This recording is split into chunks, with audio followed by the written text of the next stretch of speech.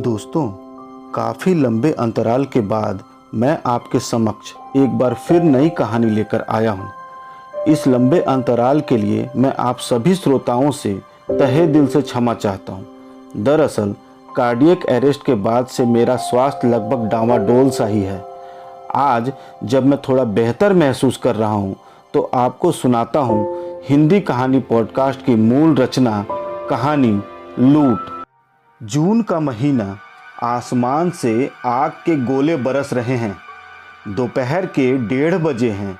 Railway फाटक के पास वाली सड़क के किनारे एक वैन खड़ी है। फाटक से लेकर सड़क के उस किनारे तक जहां वो वैन खड़ी है एकदम सुनसान है।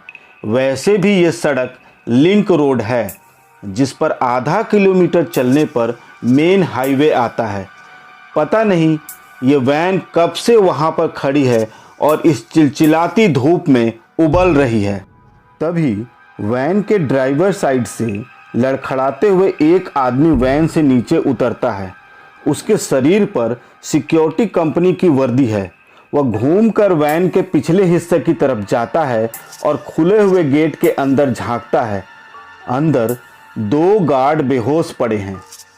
सतीश, सतीश, फयाज, ए फयाज। वो जल्दीबाजी में अपने मोबाइल से एक नंबर डायल करता है।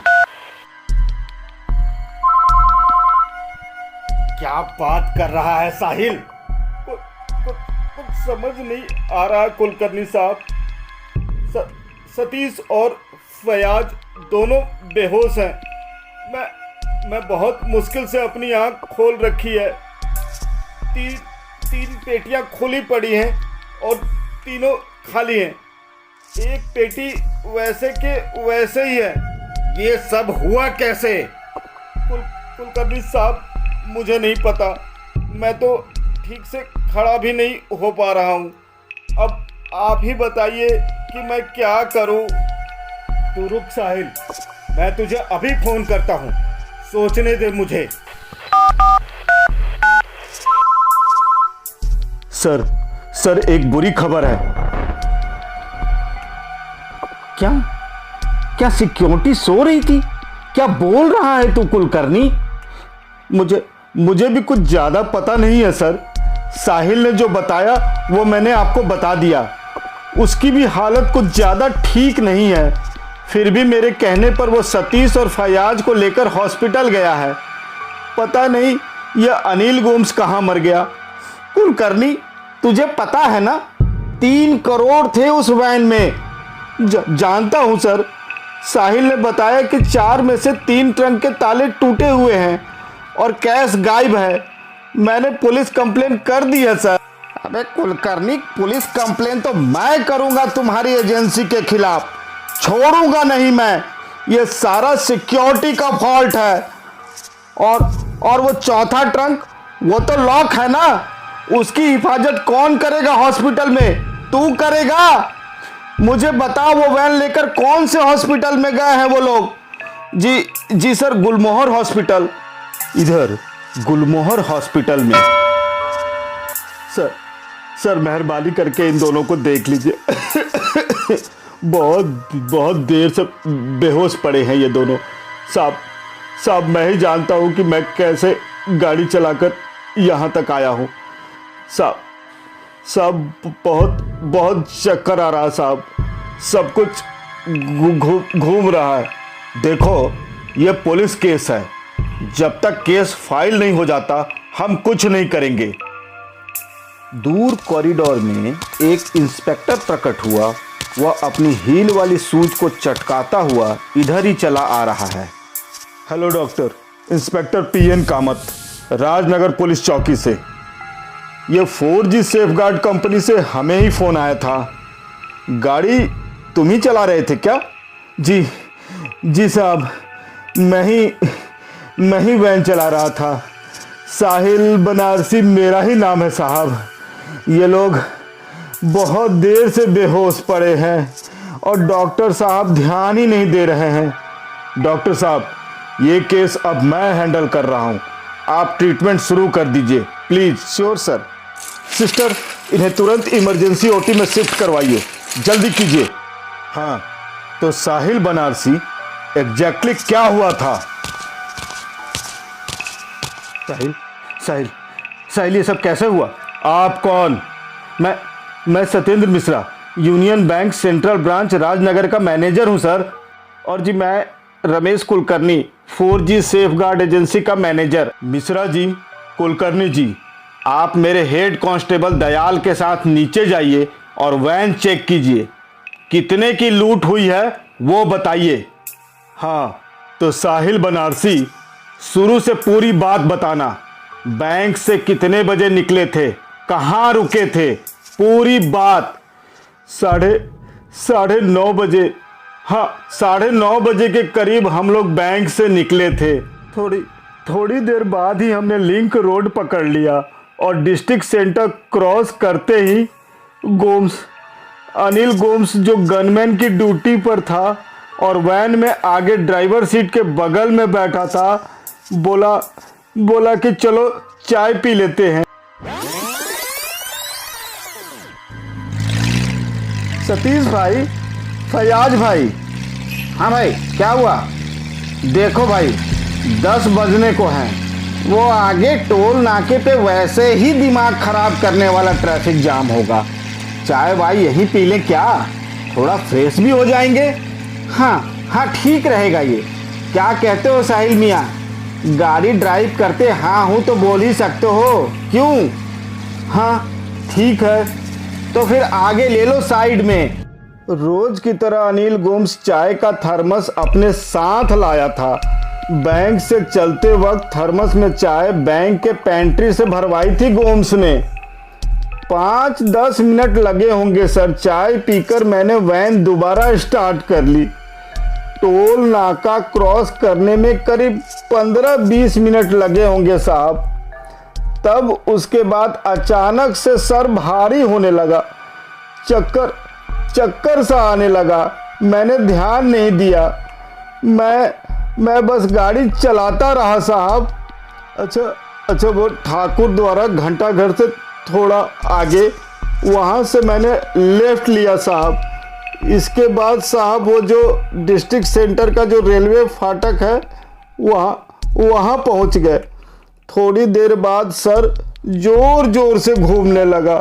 नींद इतनी आ रही थी कि सड़क पर नज़र रखना मुश्किल हो गया। यार गोम्स एकदम चक्कर सा आ रहा है यार। सब कुछ ऐसे लग रहा जैसे सब घूम रहा हो। क्या अनिल गोम्स तभी होश में था? मुझे खुद का होश नहीं था। आंखें खुल नहीं रही थी। सब धुंधला नजर आ रहा था। मैंने सिर्फ उसकी आवाज सुनी, साहिल एक काम कर, गाड़ी साइड में लगा ले, थोड़ा आराम कर ले, फिर चलते हैं। हाँ, मैंने उसकी बात मान ली साहब और रेलवे फाटक के पास वाली सड़क के किनारे वैन लगा दी। स्टीयरिंग पे सर रखकर जैसे बैठा, पता नहीं कब आंख लग गई और जब आंख खोली तो देखा तो 1:30 बज गए थे। बाजू में देखा तो गोम्स नहीं था। पीछे जाके देखा तो सतीश और फयाज दोनों सो रहे थे। पेटियों के ताले टूटे पड़े थे, पैसे गायब थे। मैं घबरा गया साहब। मैंने कुलकर्णी साहब को फ़ोन किया और उनके कहने पर यहाँ तक गाड़ी लेकर आ गया साहब। उधर नीचे हॉस्पिटल पार्किंग में। मिस्टर मिश्रा, क्या आप बता सकते हैं इन चारों ट्रंक में टोटल कितने रुपए थे? जी, कुल मिला के 3 करोड़ थे। चारों ट्रंक में इक्वली डिस्ट्रीब्यूटेड थे। हर ट्रंक में 75 लाख। इसका मतलब 2.25 करोड़ रुपए गायब हैं। जी सर, मैंने चेक कर लिए। इस लॉक ट्रंक में 75 लाख तो हैं, पर बाकी के 2.25 करोड़ आप फिक्र मत कीजिए, हम जांच कर रहे हैं। हमारे कामत सर लगे हैं। इधर हॉस्पिटल में साहिल के बयान लेने के बाद इंस्पेक्टर कामत ने कॉरिडोर में डॉक्टर को आते देख उसकी तरफ लपके। उन दोनों सिक्योरिटी गार्ड में से किसी को होश आया डॉक्टर? नहीं, दोनों को अभी तक होश नहीं आया सर। लेकिन हमने उन दोनों के ब्लड सैंपल टेस्ट के लिए ले लिए हैं। और साहिल बनारसी का? कैश डिलीवरी वैन का ड्राइवर साहिल बनारसी, जो कुछ मिनट पहले इंस्पेक्टर कामत को अपना बयान दर्ज करवा रहा था, अब जमीन पर बेहोश गिरा पड़ा था। वार्ड बॉय, अर्जेंट स्ट्रेचर लाओ, पेशेंट को इमरजेंसी रूम में शिफ्ट करना है, हरी अप। तभी कांस्टेबल दयाल वहां आते हैं। Sir, union bank central bank के मैनेजर मिस्टर सत्येंद्र मिश्रा ने लिखित बयान दिया है कि कुल रकम 2.25 करोड़ है, जो 3 पेटियों से लॉकर तोड़कर गायब किया गया है। एक बात और सर, तीसरा गनमैन अनिल गोम्स अपनी राइफल के साथ गायब है। दयाल, क्या तुम्हें वैन में कोई थर्मस और चाय के कप मिले हैं? नहीं सर। कोई नहीं, ब्लड रिपोर्ट आने पर पता चलेगा कि चाय में क्या मिलाया था। सर, बैंक मैनेजर मिश्रा का कहना है कि ट्रंक खोलने का लॉक कोड केवल सतीश के पास था। दयाल, अगर सतीश इन्वॉल्व होता तो लॉक तोड़ने की जरूरत नहीं पड़ती। शायद सतीश, फयाज और साहिल इन्वॉल्व नहीं है गोम्स के प्लान में, लेकिन 3 मजबूत ट्रंक तोड़ने के लिए औजार भी लगे होंगे और आदमी भी। दिन दहाड़े बीच रास्ते में इतने कम समय में इतना सारा कैश कहीं और ट्रांसफर करना ना, बिना प्लान टीम वर्क के पॉसिबल ही नहीं। दयाल, अनिल गोम्स की फोटो एजेंसी से लेकर सारे पुलिस स्टेशन में सर्कुलेट करवा दो। सुमेरगंज पुलिस को खबर करो कि अनिल गोम्स के पुश्तैनी घर पर दबिश दे। अगले दिन सुबह 10 बजे Gulmohar hospital. Inspector Kamat, security guard Satish और फयाज के ब्लड सैंपल से स्लीपिंग पिल्स के ट्रेसेस मिले हैं। ड्रग बहुत ही हैवी था, इसीलिए तो उसका असर अभी तक खत्म नहीं हो रहा है। क्या साहिल बनारसी जो वैन ड्राइव करके यहां तक पहुंचा था, उसे भी नींद की गोलियां खिलाई गई थी? हाँ, लेकिन बहुत कम मात्रा में, कह सकते हैं कि ना के बराबर। इसीलिए तो वो वैन ड्राइव करके यहां तक आ गया। तीनों को होश कब तक आएगा? सतीश और फयाज को पूरी तरह से होश में आने में थोड़ा वक्त और लगेगा। हाँ, साहिल एकदम ठीक है, उसे अभी ग्लूकोज चढ़ रहा है, थोड़ी देर बाद उसे हम डिस्चार्ज दे सकते हैं। डॉक्टर, मेरी परमिशन के बगैर आप किसी को डिस्चार्ज नहीं देंगे। पहले हम क्वेश्चनिंग करेंगे, हो सकता है हमारी क्वेश्चनिंग के बाद इसे दोबारा एडमिट करने की जरूरत पड़े। 2 घंटे बाद 4G सेफ गार्ड एजेंसी के ऑफिस में। कुलकर्णी साहब, डकैती तो एक न एक दिन होनी ही थी। चोर से खजाने की चौकीदारी जो करवा रहे थे तुम, इतने बड़े कैश की जिम्मेदारी और लोडेड हथियार जिसे देते हो, उसका बैकग्राउंड नहीं चेक करवाते क्या? सर, मैं मानता हूं कि मुझसे गलती हो गई, लेकिन हमारे लाइन में आदमी लोगों की भारी कमी है। मुंह मांगा पैसा देने के बाद भी हमें अच्छा आदमी नहीं मिलता। इधर उधर से आदमी लोग जुगाड़ करने पड़ जाते हैं, उसमें भी हम स्ट्रिक्ट हो जाएं तो। ये फालतू के कारण तुम बैंक मैनेजर को सुनाना, मुझे नहीं। ज्वाइनिंग फॉर्म भरवा लेते हो, एड्रेस तक वेरीफाई नहीं करते क्या? अगर ये वेरीफाई करते तो आज ये कांड न होता। जानते हो, जब सुमेरगंज की पुलिस गोम्स के एड्रेस पर गई तो उसके बाप ने क्या बोला? गोम्स की गलत हरकतों की वजह से उसे घर से निकाल दिया है। 7 रॉबरी केस में इन्वॉल्व है ये अनिल गोम्स, और आपने उसे लोडेड गन के साथ उसे कैश डिलीवरी का काम दे दिया। 2.25 करोड़ की लूट हुई है, बहुत जवाब देने पड़ेंगे कुलकर्णी साहब। सतीश, फयाज और साहिल बनारसी के भी बैकग्राउंड आपने चेक नहीं किए होंगे। आपका ये काम भी हम ही करेंगे कुलकर्णी साहब। उधर गुलमोहर हॉस्पिटल में। साहब कहाँ ले जा रहे हैं आप? पूछताछ करने के लिए साहिल थाने ले जा रहे हैं। लेकिन मुझे जो पता था सब बता दिया है मैंने। साहब, वैसे भी मैं काफ़ी थक गया हूँ, घर जाकर थोड़ा आराम करता हूँ साहब। आराम तो तू पुलिस स्टेशन में भी जाकर करेगा, हम लोग इतने बुरे भी नहीं हैं। चल तू। साहिल का दिल किसी अनजान भय से बैठा जा रहा है। वह भारी मन से कांस्टेबल दयाल के साथ खामोश चल देता है। कुछ घंटों बाद राजनगर पुलिस स्टेशन में। कामत सर, आपको क्या लगता है अनिल गोम्स जो गायब है, क्या वही मास्टरमाइंड है इस लूट की? दयाल, पुरानी कहावत है कि एक गंदी मछली सारे तालाब को गंदा कर देती है।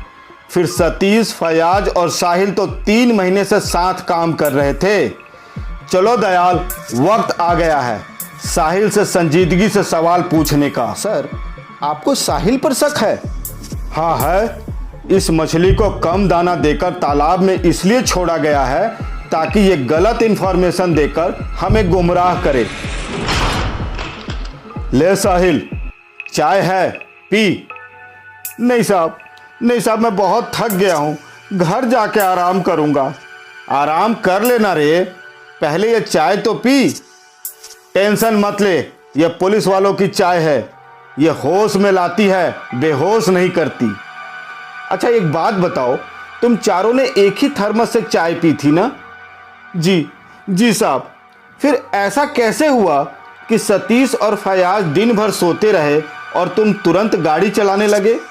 ब्लड टेस्ट में भी उनके खून में भारी मात्रा में नींद की गोलियां मिली और तुम्हारे में नाम मात्र की। ये कैसे हुआ साहिल बनारसी? क्या पता साहब, तुम्हारी इस नौटंकी में सतीश और फयाज भी शामिल हैं या तेरे अकेले की नीयत बिकाऊ थी जो अनिल गोम्स ने खरीद ली? साहब, ये आप क्या बोल रहे हो साहब? गोम्स के इरादे के बारे में मुझे कोई जानकारी नहीं थी। साहिल, जल्दी मुंह खोल दे वरना दयाल तुझे उल्टा लटकाकर चाय पिलाएगा। चाय मुंह से अंदर जाएगी और नाक से बाहर आएगी, वो भी खून के साथ। चल बोल। साहब, सारी प्लानिंग गोम्स की थी।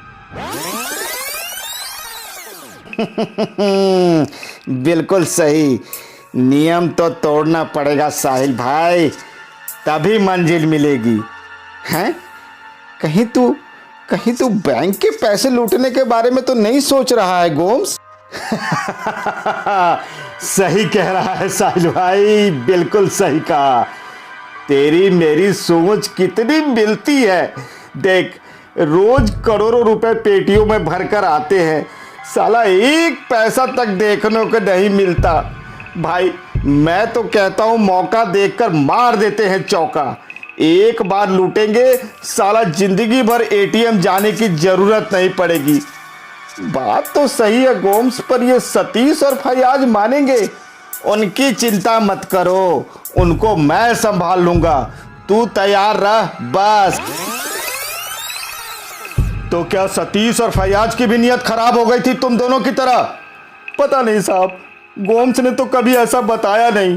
गोम्स ने एक आदमी का बंदोबस्त करने को कहा था जो मेरा हिस्सा लेकर जाए। ओ, तो इस प्लान में गोम्स, तुम और तुम्हारा एक आदमी यही शामिल थे? नहीं साहब, गोम्स के साथ 2 बंदे और थे। क्या वो लोग भी वैन में थे? नहीं साहब, दूसरी गाड़ी में कैश वैन का पीछा कर रहे थे। ओ, तो पूरे रास्ते वो गाड़ी कैश वैन के पीछे रही? जी साहब। तेरा हिस्सा लेने कौन आया था? सुनील यादव मेरा दोस्त है, वो भी सिक्योरिटी गार्ड है। मतलब वैन लूटने के बाद सुनील यादव तेरा हिस्सा लेकर वहां से निकल गया? नींद की गोलियां कहां से मिली? गोम्स को नींद की प्रॉब्लम थी, वो डॉक्टर की पर्ची थी ना उसके पास। चाय का क्या चक्कर था रे, जो सतीश और फयाज को तो चढ़ी पर तुम दोनों को नहीं?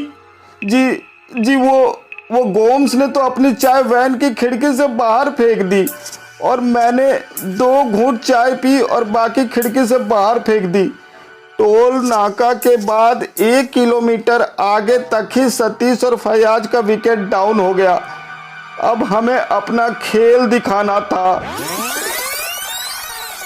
यार साहिल, गाड़ी को फटाफट रेलवे फाटक वाली सड़क पे ले। सतीश और फयाज पूरी तरह से डाउन है, जल्दी कर। बस 5 मिनट गोम्स, अभी पहुंचाता हूँ। थोड़ी ही देर में हमारी कैश वैन रेलवे फाटक वाली सड़क पे वीराने में खड़ी थी। गाड़ी रुकते ही गोम्स के दोनों बंदे पीछे वाली गाड़ी से औजार लेकर आ गए। हमने एक एक करके 3 ट्रंक तोड़ डाले और उसका कैश लूट लिया। मैंने वैन में ड्राइवर सीट के पास एक बैग छुपा रखा था। गोम्स अपने 2 बंदों के साथ लूट का माल लेकर जाने लगा और मेरे बैग में मेरा हिस्सा डालकर मुझे सौंप गया। 1 मिनट गोम्स, ये तो बता मेरे को कितना हिस्सा दिया है? क्या यार साहिल, पूरे 25 लाख दिए हैं। तूने कब गिने और तू ये कैसे बोल सकता है कि ये 25 है? अरे यार साहिल, अपन को मालूम है हर पेटी में 25 लाख हैं। कुल मिलाकर 3 पेटियों के कितने हुए? 75 लाख ना। उसमें से 1/3 हिस्सा तुझे दे रहा हूं साहिल, तुझे, क्योंकि आगे पुलिस के सामने तुझे ही ड्रामा करना है। बाकी के बचे हुए भाई हम तीनों में एडजस्ट कर लेंगे। चलता हूं भाई, गॉड ब्लेस यू। गोम्स और उसके दोनों बंदों के जाने के थोड़ी देर बाद मेरा दोस्त सुनील यादव आया। मैंने अपना बैग उसे दे दिया, पर उसे भनक नहीं लगने दी कि बैग में लूट का कैश भरा पड़ा है। बस साहब, इतना ही हुआ था। मतलब सतीश और फयाज इस प्लान में शामिल नहीं थे?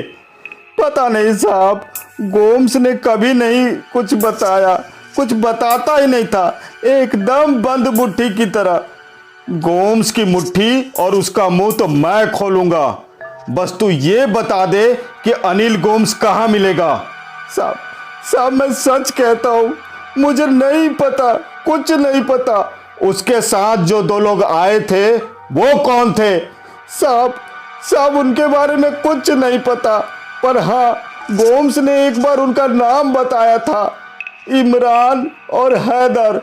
साहब उस दिन दोनों गोम्स के साथ चले गए। अब कहाँ गए, किधर गए, कुछ पता नहीं साहब।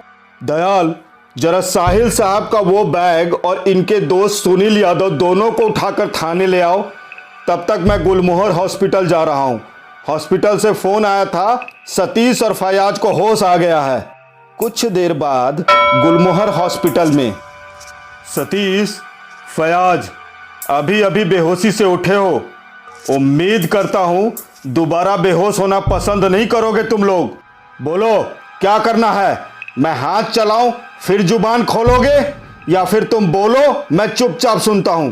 मैं वैसे भी बहुत अहिंसावादी आदमी हूं। झूठ नहीं बोलूंगा साहब। गोम्स मेरे पास आया था, बातों में पैसा बनाने की बात कर रहा था। उसके दिमाग में कुछ कांड चल रहा था साहब। वो मुझसे कहता, फयाज बस तुम्हारा साथ मिले तो जिंदगी मजेदार हो सकती है। हाँ साहब, मुझसे भी कहा था, ऐशो आराम की बात कर रहा था साहब, लेकिन साहब मैंने कभी उसे बढ़ावा नहीं दिया। मैंने भी साहब, हम ऐसी ओछी हरकत करने की कभी सोच नहीं सकते। क्यों? जब साहिल कर सकता है तो तुम लोग क्यों नहीं? दूध के दूल्हे हो क्या? कपड़े पे लगा दाग धुल सकता है साहब, पर जमीन पर लगा दाग नहीं। मैं बीवी बच्चे वाला आदमी हूँ साहब। पैसा हमको भी चाहिए साहब, लेकिन इसके लिए ईमान का सौदा कभी नहीं कर सकते। 8 साल से एजेंसी में काम कर रहा हूँ साहब, कितने बैंक का पैसा लेकर गया हूँ, कभी ऐसा नहीं सोचा। अगले दिन राजनगर पुलिस स्टेशन में। साहिल, तेरे लिए एक खबर है। तो उस गोम्स को बचा रहा है जिसने तुझे धोखा दिया, तुझे बेवकूफ बनाया। बेवकूफ? मुझे? हर ट्रंक में 75 लाख रुपए थे और तुझे सिर्फ 25 लाख दिए। अनिल गोम्स 2 करोड़ लेकर फरार है। अभी भी तू गोम्स को बचाएगा? और अब मुख्य समाचार सुन यार। तेरा दोस्त अनिल गोम्स जो तुझे धोखा देकर 2 करोड़ रुपए लेकर फरार हुआ था, उसे आजाद नगर पुलिस ने गिरफ्तार कर लिया है। एजेंसी में मौजूद उसकी फोटो ने उसे ढूंढने में काफ़ी मदद की। हमने उससे पूरे पैसे रिकवर कर लिया। पैसों के साथ शाम तक वह यहीं तुम्हारे साथ लॉकअप में होगा।